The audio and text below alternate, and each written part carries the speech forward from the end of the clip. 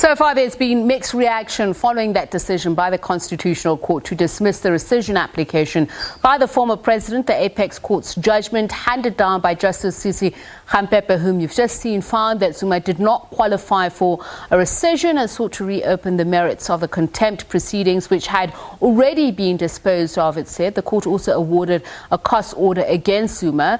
This was the order made in the majority judgment. Advocate Modidima Mannya is a legal analyst and political or public commentator, and he joins us now. Very good evening to you, Advocate, and thank you so much for speaking to us. First of all, let's start with the big English litigious skullduggery, just to bring it down to layman's terms. I'd imagine it's more about the dishonesty aspect of it. What in particular led the court to make or to characterize its finding in this way? Good evening, SABC and your viewers. I think the court was on fire today. Not only do they refer to skullduggery, which borders on dishonesty, so they basically saying he was dishonest in challenging this order because it was meant purely to avoid going to jail. But the court also uses harsh words against members of the court. For instance, they said the second judgment is misguided to rely on international law. They described Mr. Zuma as blowing hot and cold, and they referred to creative attempts to have the order set aside. So the court was appeared to be very firm today, and harsh words were used in that judgment. But there were also two dissenting justices, Justice Leona Theron and Justice Chris Jafta. What are your thoughts on their finding that Zuma's imprisonment should be dismissed as the correct procedures were not followed and Zuma did not have the right to appeal, as would have been the procedure in a criminal trial? We've had this case or this argument before about the differences. Well, firstly, it's important to point out that the court remains divided, with the two judges sticking to their guns and the majority sticking to their guns.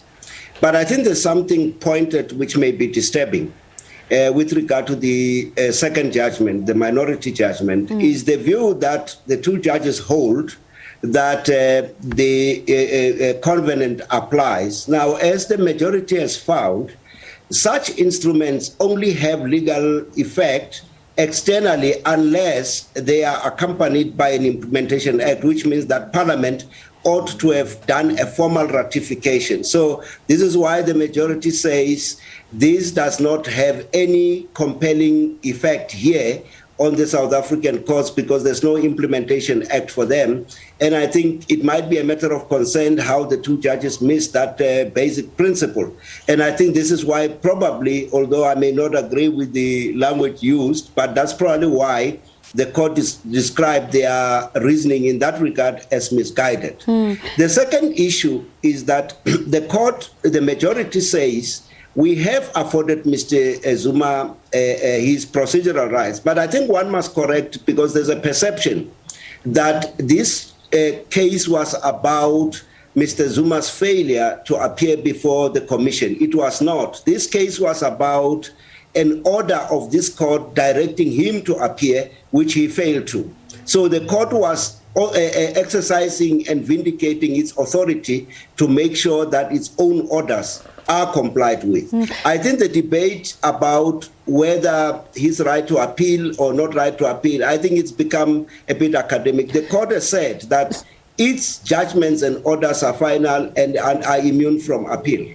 So Justice Khampepe saying that Zuma's argument that he did not participate in the process which led to his jailing is does not hold water, that it's not true. So focus the argument for us. The rescission order, was it not against the process and procedure followed by the court? And I want to go back to the issue of a criminal trial, which is something that was echoed many at times to justify why the former president ought not to be imprisoned. You'd remember several times it was said that he was being imprisoned without trial.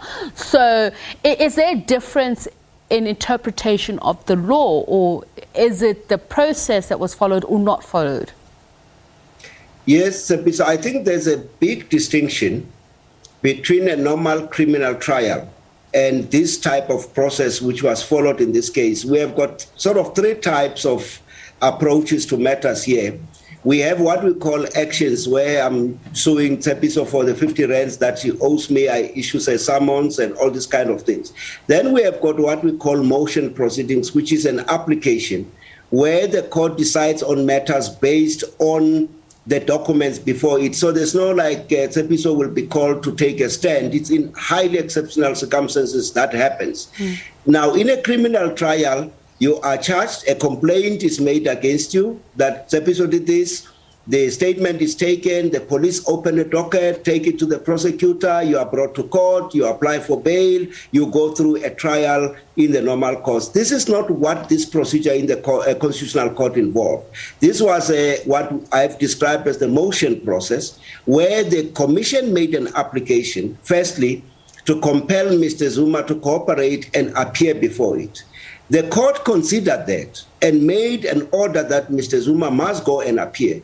Mr. Zuma then decided he's not going to appear. The commission went back to say, you made this order, which is a valid order. He has not complied with it and or has defied it. We want you to sanction him. So they then requested the court to sanction him, and the contempt application was about sanctioning him for not complying with the court order. Okay. So the procedure of the criminal trial doesn't apply here. You mentioned this earlier on. The spokesperson for the Jacob Zuma Foundation, Adv Mannya, said the ruling was disappointing and would shake international confidence in South Africa. And he cited the relevance of the UN International Covenant on Civil and Political Rights, which sets out a number of rights of accused and arrested people.